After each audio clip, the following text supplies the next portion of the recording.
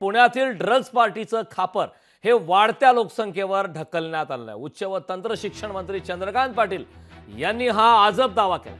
वाढत्या लोकसंख्येमुळे अशा घटना रोखणं कठीण आहे। चंद्रकांत पाटील यांच्याकडून पोलीस आणि प्रशासनाची पाठराखण करण्यात आली आहे।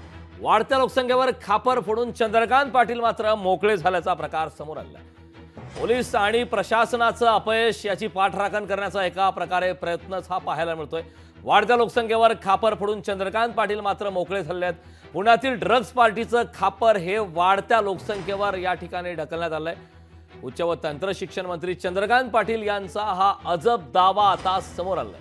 खरं तर मागच्या काही दिवसांपासून पुण्यामध्ये घडामोडींना वेग आलाय। ड्रग्ज संदर्भातल्या मोठ्या अपडेट्स समोर येत आहेत। त्यातच ससून सारख्या शासकीय एका ठिकाणाहून रुग्णालयातून देखील ड्रग्जचं रॅकेट चालवतं अशी माहिती मिळते आणि त्यानंतर आता चंद्रकांत पाटील यांनी एक अजब दावा केलाय।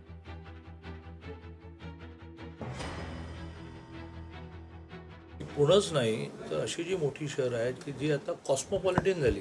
हे कॉस्मोपॉलिटन म्हणजे अन्य प्रांतीय नाही, अन्य जिल्हे, त्या शहरातलं मूळ पॉप्युलेशन 10%, बाकी सगळं 90%। याला पर्याय काहीच नाही। उद्योग इथे उद्योग नोकऱ्या इथे मिळतात, लोक इथे येणार, शिक्षण मिळतं येणार।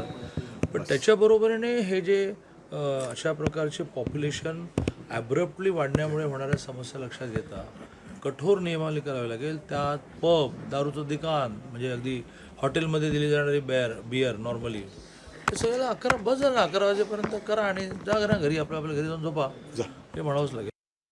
पण ज्या प्रकारची शहरं वाढत चालले त्याच्यामध्ये धाक निर्माण करणं, तरी घटना घडली तर ॲक्शन घेणं, याच्यापेक्षा एकमेकावर दोषारोपण करण्याने काय होणार हे मला काही कळत नाही। त्यामुळे आंदोलन करण्याचे अधिकार सगळ्यांना आहेत, आरोप करण्याचे अधिकार आहेत, मागण्या करण्याचे आहेत। पण त्या करताना ह्या ज्या मर्यादा आहेत की एकदम समूळ नष्ट झालं नावाचं कधी होत नसतं। घडल्यानंतर त्याच्यावर कडक कारवाई करावी लागते, ती करतो।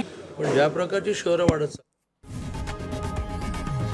लोकशाही मराठी ऐका, पहा, जागरूक रहा।